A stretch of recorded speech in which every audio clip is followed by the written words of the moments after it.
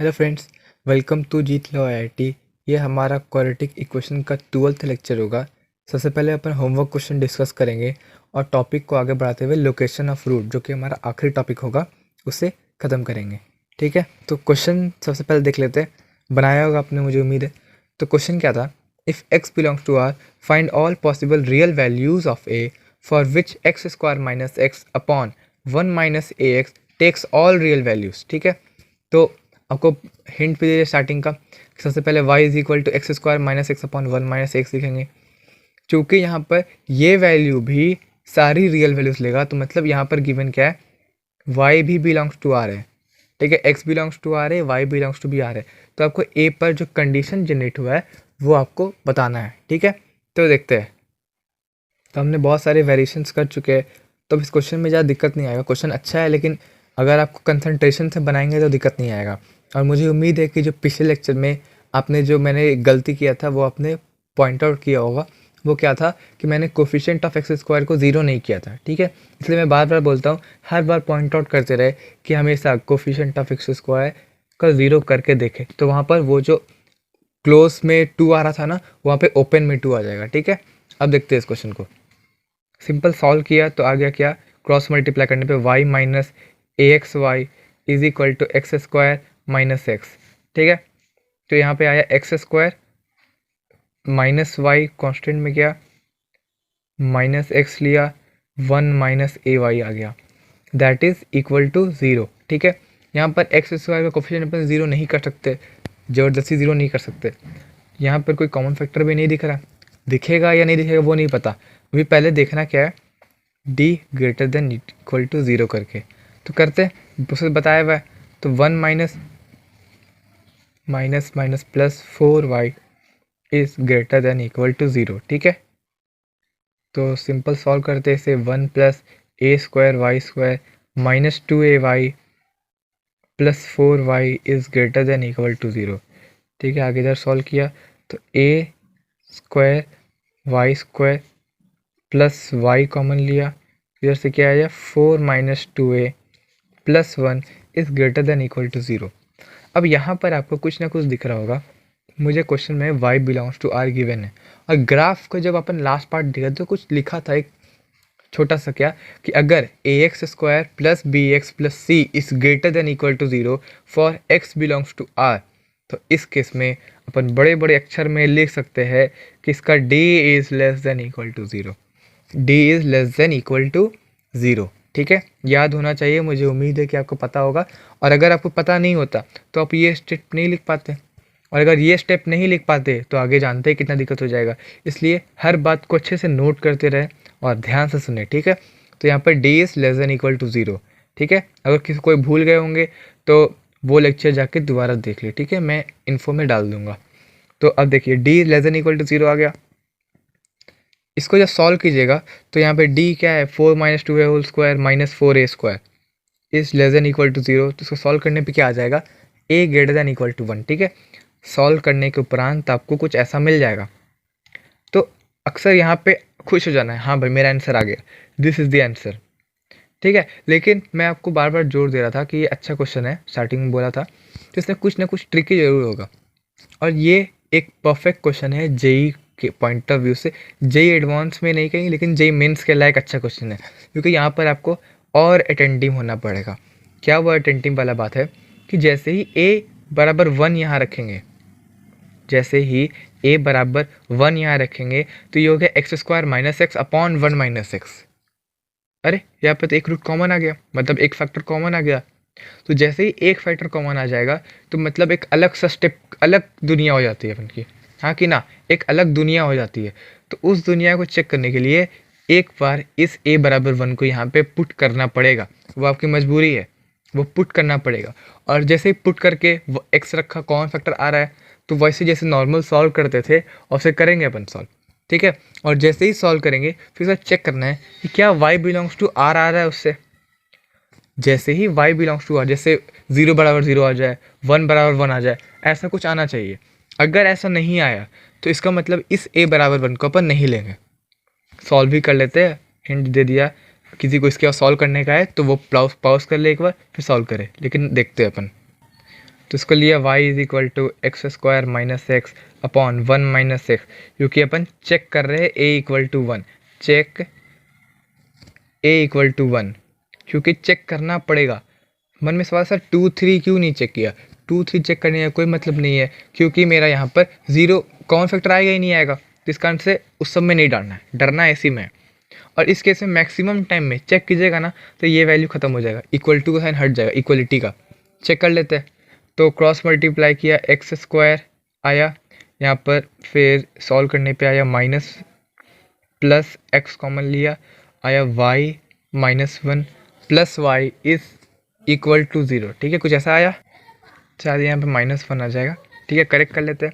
अब यहाँ पर सिर्फ सिंपल सॉल्व कीजिएगा तो आपको देखने को क्या मिलेगा कि यहाँ पर a is equal to 1 satisfy नहीं करेगा। जानते हैं अपन d not equal to 0 check करेंगे, यहाँ पर कोफिशिएंट ऑफ एक्स स्क्वायर नहीं करेंगे। अब देखिए यहाँ पर जैसे ही मुझे दिमाग में आया कि क्या यहाँ पे a इज इक्वल टू 0 कर सकते हैं क्या, क्योंकि हमको नहीं बोला है कि क्या ये क्वाड्रेटिक है। तो यहाँ पर फिर से ध्यान देने के a is equal to 0 check करेंगे अपन, और जैसे ही a इक्वल टू 0 चेक किया तो क्या आया, ये cancel, 4y plus 1 greater than equal to 0। क्या ये y belongs to r satisfy कर रहा है? नहीं, तो मतलब a इक्वल टू 0 नहीं आएगा। अब मान लीजिए कोई केस में कि a is equal to 0 satisfy करता है, तो हमारे सॉल्यूशन में यूनियन 0 लेना पड़ता। ठीक है, यहाँ पर वही ध्यान देना है कि कोफिशिएंट ऑफ y स्क्वायर को भी 0 चेक करके देखना है एक बार। ठीक है, ध्यान में रखना है, इसका से मैं बार बार छोड़ रहा हूँ जानबूझ के, ताकि आप भी ध्यान में ले। फिर लास्ट में अचानक से याद दिलाऊंगा, कभी कभी कमेंट बॉक्स में बताऊंगा कैसा है। तो यहाँ पर तो कुछ ऐसा नहीं है, तो सिंपल इसको सॉल्व कीजिएगा तो आपको मिल जाएगा कि नहीं sir a equal to 1 satisfy नहीं करेगा। तो बस नहीं करेगा तो काम खत्म हो गया। तो इसका रेंज में क्या आ गया, रेंज ऑफ y नहीं a इज़ ग्रेटर देन 1। ठीक है, कुछ ऐसा आ जाएगा, क्योंकि a इज इक्वल टू 1 अपन लेंगे नहीं। समझ में आ गया। अब अपन आगे बढ़ते हैं क्या, लोकेशन ऑफ रूट्स पे देखते हैं आगे। लोकेशन ऑफ रूट्स में अभी अपन सिर्फ और सिर्फ जितने भी थ्योरी है उसको देख लेंगे, कंडीशंस जो है उनको देख लेंगे। क्वेश्चन अपन नेक्स्ट लेक्चर में लेंगे और चैप्टर को ख़त्म कर देंगे। लेकिन अभी सिर्फ जो थ्योरी है उसको समझ ज़्यादा इंपॉर्टेंट है, क्योंकि अगर आपको कंडीशन कैसे डिराइव हो रही है अगर वो समझ में आ जाएगा तो फिर आपको कोई दिक्कत नहीं होगा आगे। ठीक है ना। तो क्योंकि ऐसा नहीं कि सिर्फ मैं 5 कंडीशन बताऊँगा, तो ऐसा नहीं कि सिर्फ वो वही 5 कंडीशन आपके आगे एग्जाम में, नहीं, अलग अलग कंडीशन में दे सकते हैं। लेकिन जब आप इन बेसिक 5 कंडीशंस को डिराइव होते हुए देखेंगे कैसे अपन कंडीशन को लिख रहे हैं, तो बस आपके लिए क्वेश्चन आसान हो जाएगा। ठीक है, तो देखिए पहला कंडीशन क्या है। सबसे पहली बात, इसमें मानना क्या है, ये इंपॉर्टेंट पॉइंट होता है जिसको इग्नोर नहीं करना चाहिए। तो क्या, let f x is equal to a x square plus b x plus c, a b c तीनों आर है, इंपॉर्टेंट बात। और यहाँ पर सबसे पहला मानना क्या है, ए इज़ ग्रेटर देन 0। यही सबसे खतरनाक मानना है। अगर कहीं आपको a इज लेस देन 0 दिख जाए तो पूरे इक्वेशन को माइनस से मल्टीप्लाई कर ले तब सॉल्व करे। फिर से वार्निंग दे रहा हूँ, अगर a लेस देन 0 दिख रहा हो तो पूरे इक्वेशन को -1 से मल्टीप्लाई करके सॉल्व करना ना भूले, क्योंकि अपन जो भी पढ़ रहे हैं वो a ग्रेटर देन 0 के लिए ही पढ़ रहे हैं। तो अब देखिए यहाँ पे पहला कंडीशन क्या है, the conditions for which both roots of the equation f x is equal to 0 are to be greater than a specified number x nought. कोई स्पेसिफाइड नंबर एक्स नॉट है, मुझे उससे बड़े रूट्स चाहिए, उसके लिए क्या कंडीशन होगी। तो डायग्राम से समझते हैं। ये कोई नंबर एक्स नॉट है, वाई एक्सिस नहीं बना रहा, सिर्फ एक्स एक्सिस पे नोट कर रहा हूँ। यहाँ पर जो रूट्स है वो एक्स नॉट से बड़े होने चाहिए, इक्वल नहीं बोल रहा है, बोथ रूट्स बड़े होने चाहिए एक्स नॉट से, ग्रेटर देन इक्वल टू नहीं बोल रहा है। तो ग्राफ ऐसा बनेगा, ऐसा बनेगा, ऊपर से उड़ जाएगा। समझना है, ग्रेटर देन एक्स नॉट मतलब ग्राफ कुछ इस तरह का बनेगा, है ना। अच्छा सा रहेगा, मैं तो बस बिना स्केल के बना रहा हूँ, लेकिन जरूरी नहीं सिर्फ ऐसा हो। क्या पता सर वो ऐसा हो जाए, छूते हुए निकल जाए, ऐसे निकल जाए, कुछ भी हो जाए। तो यहाँ पर देखने को क्या मिल रहा है कि ये एक्स नॉट पे जो वैल्यूज़ है, एक्स नॉट पे जो वैल्यू है इस फंक्शन की वो क्या आ रही है, ग्रेटर देन 0। तो मतलब जैसे ही एफ ऑफ एक्स नॉट रखेंगे तो ये क्या आ जाएगा, ग्रेटर देन 0, इक्वल टू 0 नहीं, बड़ा आ रहा है 0 से। ठीक है, तो ये हो गया क्या, पहला कंडीशन, चेक करते रहना है। दूसरा, क्या इसका डिस्क्रिमिनेंट पे कंट्रोल कर सकते हैं। हाँ भाई, देखना पड़ेगा। क्या था, डिस्क्रिमिनेंट अगर लेस देन 0 हो जाए तो ऐसा भी हो सकता है कि ये ऐसा चला जाए। एक्स नॉट पे तो ग्रेटर देन 0 है सर, लेकिन ऐसा हो गया, तो रूट्स तो हमको लाना है, तो डिस्क्रिमिनेंट लेस देन 0 हो गया। तो यहाँ पर डिस्क्रिमिनेंट ग्रेटर देन और इक्वल टू 0 करना पड़ेगा। इक्वल टू 0 क्यों, क्योंकि ऐसा कंडीशन फिट हो सकता है। और तीसरा ये पॉइंट को चेक करना, ये -b/2 है ना वर्टेक्स का x। तो ये क्या है कि ऐसा कंडीशंस भी हो सकता है, x0 है, ऐसा भी हो सकता है। इस केस में x0 ग्रेटर देन 0 आ गया, d भी ग्रेटर देन इक्वल टू 0 आ गया, लेकिन रूट्स क्या हो गए, छोटे हो गए। तो यहाँ पर चेक करने के लिए मुझे इसके वर्टेक्स को भी लिमिट करना पड़ेगा। भाई तू इधर ही रहे, -b/2a को क्या करना पड़ा, x0 से बड़ा करना पड़ा, तब जाके ऐसे होने। तो ऐसा ग्राफ भी बन सकता था। हमने देखा कि अगर इन तीनों ग्राफ के अलावा कोई और वेरिएशंस होते, सिर्फ ये रहता, ये रहता, ये ना रहता, तब 2 वेरिएशन हो सकते थे। तो ये कंडीशन फुलफिल नहीं हुआ। ये रहता, ये रहता, ये ना रहता, तो ग्राफ कुछ ऐसा बन जाता, दिक्कत उसमें भी आता। तो अब यही 3 कंडीशंस है जो कि फुलफिल कर रहे हैं और बोल रहे हैं चीख चीख के कि मैं अगर कोई कंडीशन में ऐसा आ गया क्वाड्रेटिक एक्सप्रेशन में, तो मैं जो रूट हूँ इस नंबर से बड़ा आऊँगा। चिल्ला चिल्ला के बोल रहा है वो, ठीक है ना, समझ में आ गया। ये कंडीशन है, कंडीशन को दिमाग में रखना है। अब जो सेकंड कंडीशन होगा उसमें क्या है, यहाँ पर लेस देन आ जाएगा। तो लेस देन में क्या करना है, x0 पे वैल्यू, जैसे लेस देन में देख लेते हैं, यहीं पे लेस देन लाना, तो कुछ ऐसा हो जाएगा, लेस देन x0। तो x0 पे ग्रेटर देन 0 सही है भाई, d greater than equal to होगा, नेक्स्ट कंडीशन के लिए बोल रहा हूँ। और जो वर्टेक्स का जो ये कोऑर्डिनेट है x0, वो क्या हो जाएगा, लेस देन हो जाएगा। वो क्या हो जाएगा, लेस देन, क्योंकि -b/2 है जो यहाँ का है, वो x0 से लेस देन है। तो अपन को जो नेक्स्ट कंडीशन हो जाएगा उसके लिए कुछ ऐसा हो जाएगा। ये बस ये था, कंडीशन 1 लिखवा दिया। कंडीशन 2 भी आप नोट कर लीजिएगा, the conditions for which both roots of the equation f(x) is equal to 0 are to be less than a specified number x0। उसके लिए ये कंडीशन, ये कंडीशन एंड ये कंडीशन। समझ में आ गया, कोई दिक्कत नहीं है। अब अगले कंडीशन को देखते हैं। जो तीसरा कंडीशन है वो क्या कह रहा है, द कंडीशंस, तीसरा, कि for a specified number x0 lies between the roots of. बस सबसे इम्पोर्टेंट तो ग्राफ जो आपको बता दिया, उसके बाद तो ख़त्म हो गया। ये जो x0 है, बोल क्या रहा है, the conditions for a specified number x0 lies between the roots of. मतलब ऐसा कुछ है कि मेरा ग्राफ कुछ ऐसा है और इन दोनों रूट्स के बीच में मेरा x0 लाई करना चाहिए। इन दोनों रूट्स के बीच में मेरा x0 लाई करना चाहिए। तो कंडीशन सिर्फ वही 3 मूल मंत्र हैं। वो क्या है कि क्या इसका discriminant greater than 0 equal to कर देते हैं। दूसरा, इसका जो ये पॉइंट है x0 पे चेक कीजिए, लेस देन 0 आ रहा है, लेस देन 0 कर दिया। तीसरा, इसका -b/2 है, इस पर चेक करना है, ठीक है। तो जब देखा जाए ध्यान से, इन तीनों कंडीशन को स्टडी करेंगे कि क्या कोई ऐसा है जो फालतू है, तो ये सबसे पहला दिखा जो फालतू है। क्योंकि ये ग्राफ मेरा, ये मान लीजिए x0 यहाँ पे है, तो ये ग्राफ ऐसे भी चला जाता था, तो डिस्क्रिमिनेंट का ये वर्टेक्स यहाँ आ गया। कभी ये ऐसा जा सकता था, तो वर्टेक्स यहाँ आ गया। मतलब वर्टेक्स कोई लिमिट नहीं है, वर्टेक्स इधर इधर कहीं भी जा सकता है। तो ये टर्म क्या फालतू है। दूसरा, कि अगर कोई नंबर, अगर x0 पे वैल्यू अगर लेस देन 0 आ रही है, तो ऑब्वियस है कि वो ग्राफ को 2 जगह टच करके ही जाएगी। अब कोई भी ग्राफ चेक कर लीजिए, अपने मन से बनाइए और बोलिए कि एक जगह भाई तो इसका a ग्रेटर देन 0 है और एक जगह वो लेस देन 0 आ रहा है। अब उसको करना क्या है कि इसका 2 जगह कट नहीं हो रहा है। क्या ऐसा पॉसिबल है? नहीं पॉसिबल है।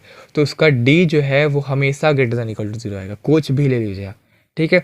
अब सिर्फ एक यही जो है एक जेन्युइन कंडीशन है जो बोलता है हाँ भाई अगर ये ना हुआ तो मैटर वाला बात हो जाएगा, ठीक है। इसलिए इस कंडीशन को बस सेटिस्फाई करना है। तो सिंपल थर्ड कंडीशन क्या था कि अगर ऐसा कंडीशन आपको दिख जाए तो आपको x0 पे जो वैल्यूज़ है वो आपको लेस देन 0 कर लेना, और कुछ नहीं है।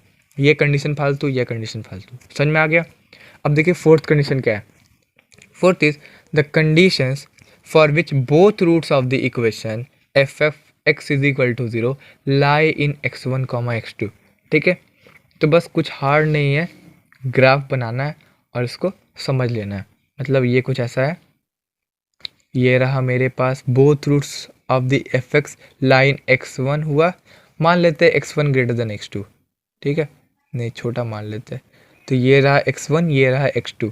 तो मतलब रूट्स है वो इन्हीं के बीच में लाई करना चाहिए। ऐसा हो जाए, ऐसा भी हो सकता है, मतलब सॉरी ऐसा, क्योंकि टच तो करना है ना। तो कंडीशन क्या है, यहाँ पर डी मैट रोल प्ले कर रहा है, डी इज प्लेइंग रोल, क्योंकि क्या होता है D greater than equal to 0 हो जाए, लेस देन 0 हो जाए, तो डी कर दिया ग्रेटर देन और इक्वल टू 0, जो हमारा पहला कंडीशन था। दूसरा, एफ ऑफ x1 पे वैल्यू क्या है, ग्रेटर देन 0, x1 पे वैल्यू क्या है, ग्रेटर देन 0। दूसरा क्या है, x2 पे भी ग्रेटर देन 0, क्योंकि आपको ध्यान देना है कि अगर कोई भी कंडीशन सेटिस्फाई ना हुआ तो ये क्या पता x1 से आगे ऐसा चला जाए, x1 पे तो बड़ा हो गया सर, d ग्रेटर देन 0 भी हो गया इक्वल टू, लेकिन x2 पे लेस देन हो गया, इसलिए उस पर भी ध्यान देना है।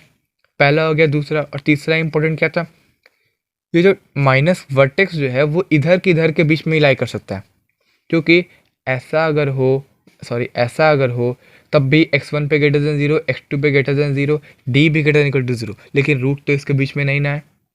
तो चूंकि रूट्स को बीच में लाई करने के लिए ये माइनस b/2 है, उसको x1 से x2 के बीच में लाई करवा दे ओपन ब्रैकेट में, ठीक है, लाइक करवा दे, काम खत्म हो जाएगा। सब कुछ ग्राफ से देख के आपको समझ में आ जाएगा, ठीक है। क्वेश्चन अपन नेक्स्ट लेक्चर में देख लेंगे, अभी बस समझे और याद कर ले कंडीशन को।